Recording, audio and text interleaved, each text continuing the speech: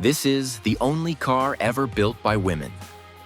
It adjusts itself to your exact height before you even sit down and opens its doors without you lifting a finger. Meet the Volvo YCC, your concept car.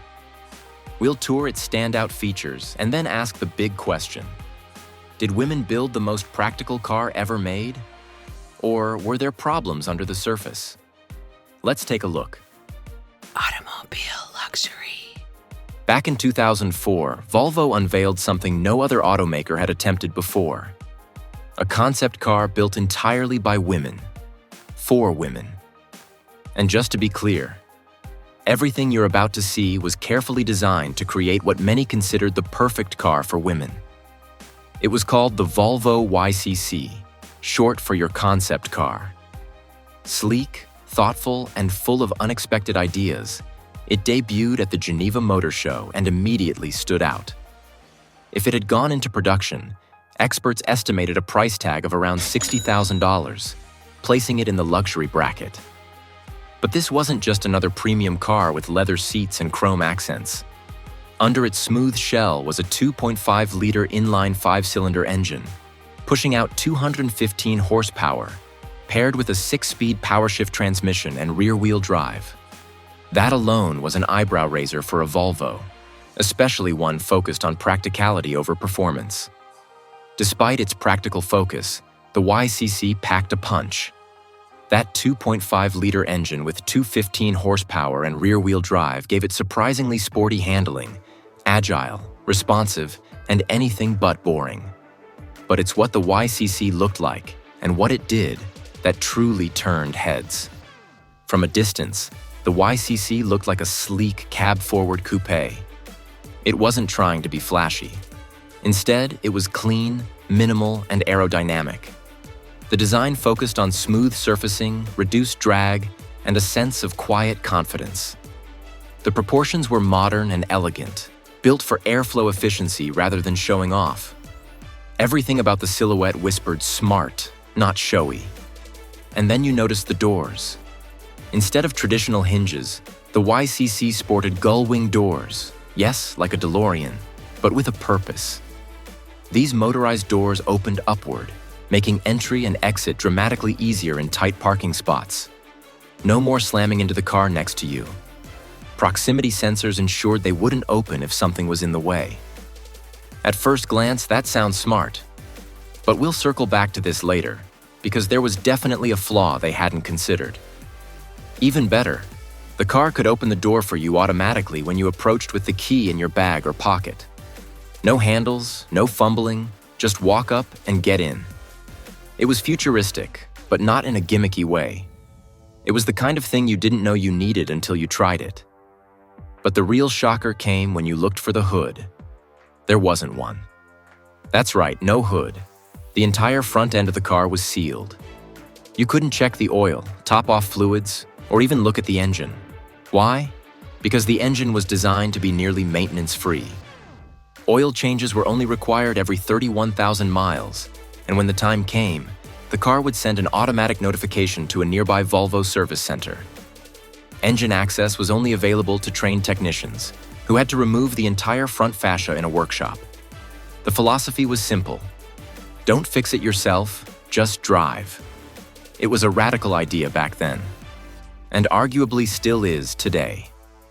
Of course, there were still a few things you could access, like the windscreen washer fluid, which, along with the fuel cap, was smartly relocated to the rear of the car for easier refills.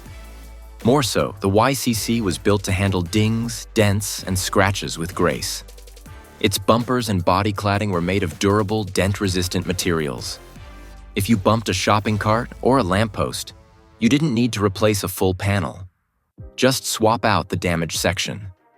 This modular body approach made cosmetic repairs faster, cheaper, and less intimidating. It was the opposite of fragile luxury. It was real-world resilience, wrapped in a chic design. Even car maintenance got a rethink. A car care button let the vehicle ping Volvo's service network for things like oil changes or worn brakes. The wheels and tires were designed with similar logic. The YCC used run-flat tires, meaning you could still drive on them even after a puncture, No more pulling over on the highway. And to protect the rims, the tires were designed with protruding lips that absorbed curb scrapes. This made scratched wheels a thing of the past.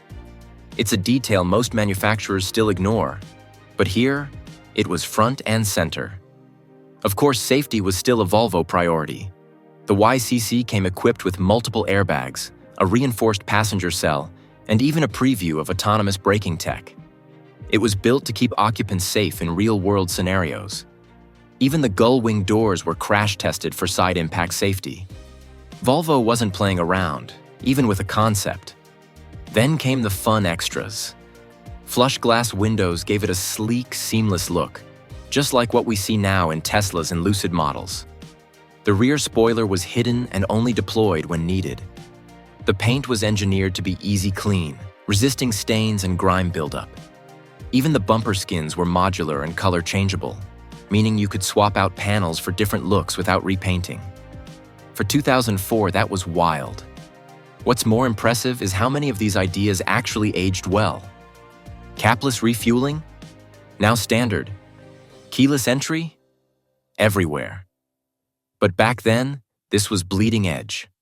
Let's not forget size and stance. The YCC measured around 14.4 feet long, with a wheelbase of about 9 feet, making it compact enough for urban life while still offering spacious interiors. Its hatchback design meant big storage space in the trunk. And combined with those massive opening doors, it made loading luggage, or kids, a breeze.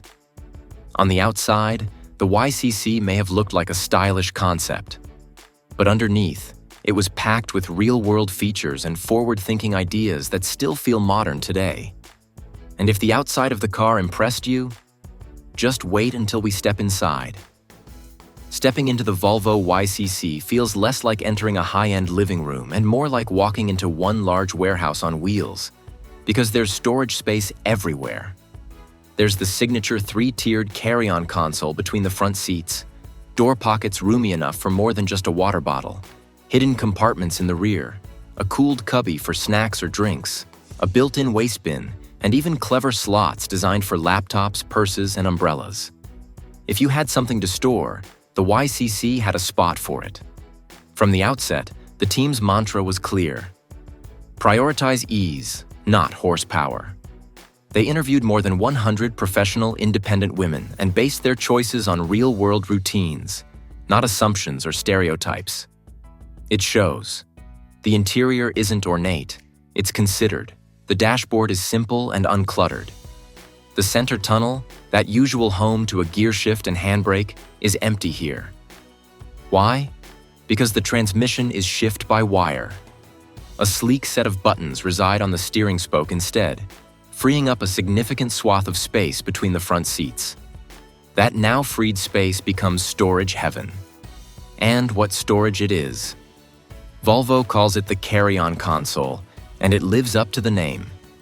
A 3-tiered console includes a shallow top tray for keys or phones, a deeper mid-layer roomy enough for your purse or tablet, and a bottom sling designed precisely for a notebook computer. There's even an optional cooler compartment and a small waste bin. No more stuffing bags on the floor. Everything fits, and everything is where you need it. The seats, however, take customization to another level. Volvo introduced Ergovision, an early precursor to modern memory functions. At the dealership, your body is scanned, noting height, leg length, arm reach, and even typical shoe heel height.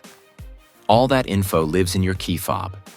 Get in, insert the key, and the seat, steering wheel, pedals, even a retractable heel rest adjust to your exact size. Overshoot your seat height? A small eye icon pops up on the A-pillar to signal your line of sight isn't perfect. It's subtle, smart, and personal. Then there are the headrests, tiny innovations that resonated. Each one sports a notch in the middle. Got a ponytail or bun? It slips right in and doesn't smash into the leather. For women, this was small comfort. For everyone, it was a thoughtful touch. Volvo didn't stop at comfort. They introduced interior interchangeability. All textile parts, seat pads, door panels, even floor mats can zip off and be swapped at will. The press kit suggested 8 trim themes, from wool boucle to leather to linen. So if you wanted a clean Scandinavian gray or a bold pop of color, you could update the cabin without replacing major parts. It was budget-savvy, eco-friendly, and fun. The rear cabin area gets even more inventive. That rear seats often sit unused while drivers need more cargo room. So they designed cinema fold seats. They flip up like theater chairs to create a flat rear floor, giving full trunk-level access, all without opening the hatch. They even spring back into place when empty. Need to haul groceries or a stroller? No problem. Want to seat a passenger later? It's easy, elegant, and functional. Parking, that dreaded chore, also got a makeover. The YCC includes a form of early Autopark. Press the measure button. Sensors scan the space. If it's wide enough, hit Autopark again, and the car steers itself while you manage throttle, gear, and brakes. It's not full self-driving, but for 2004, it placed Volvo ahead of its time. There are also clever family and lifestyle-friendly touches. An umbrella compartment is neatly tucked into the door. No soggy jackets or floor mats midwinter. Removable shopping bag hooks keep grocery sacks upright and secure. Child seat attachés are covered, hiding hardware and making the cabin look refined even with kids aboard. These aren't gimmicks. They solve actual hassles. Volvo's sustainability mindset reached inside too. Many interior plastics and textiles were recyclable. Some materials were chosen for quick cleaning and long wear, reducing waste. That modular interior wasn't just for style, it extended life and usability. In hindsight, the modular trim system presaged design decisions in the XC40's later customizable cabin. A subtle nod, but a powerful preview. All these systems came together to create a living room on wheels. Intuitive, adaptable, and intelligent. Gone were the busy control panels, oil pressure lights, and cluttered consoles. In their place were tool-free textiles, guided ergonomics, stunt-free storage, and early assistive tech. I'll admit, some features raise eyebrows, a car care button that calls your dealer, cinema seats. But dig deeper, and their responses to real feedback. Women juggling bags and kids, professionals needing adaptable space, people who hated manual parking. The YCC wasn't about creating a women's car. It was about rethinking the car around actual usage, a user-centric approach driven by empathy. Also, remember those fancy gull-wing doors with proximity sensors? They couldn't open if something was too close, which meant if another car parked tight beside you, you couldn't get in at all. So as we wrap up the interior, here's the final thought. Volvo didn't just add bells and whistles. They redesigned usage. Every detail from seat swapping to body scanning was about making life simpler. The question isn't, was it too much? It's, why didn't we see more of this sooner? So why didn't Volvo build it? Because the car was expensive and complex. The sealed hood concept, motorized doors, and modular systems all drive costs and require dealer servicing, limiting DIY options. Plus, Volvo worried that marketing a women's car risked backlash or pigeonholing. Early reviews suggested that, while good in features, the YCC didn't justify its niche price tag. Would you have bought a YCC if Volvo produced it? Or was this a concept that needed to stay conceptual? Sound off below, and don't forget to like and subscribe for more design deep dives.